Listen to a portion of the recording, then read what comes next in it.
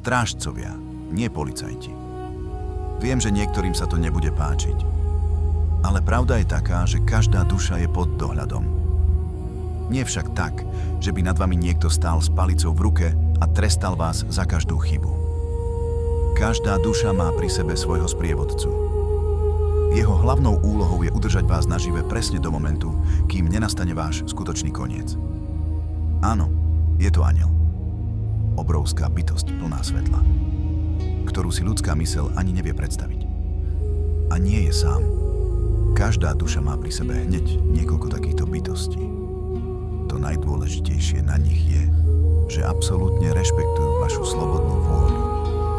Nikdy vás do ničoho nenútia, nekritizujú vás a nepreberajú za vás kontrolu. Aj keď vidia, že si idete na tlc nos, nezasiahnu silou.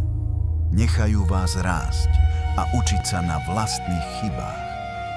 Ich úlohou nie je vás obmedzovať, ale bezpečne vás sprevádzať po ceste, ktorú ste si vy sami vybrali.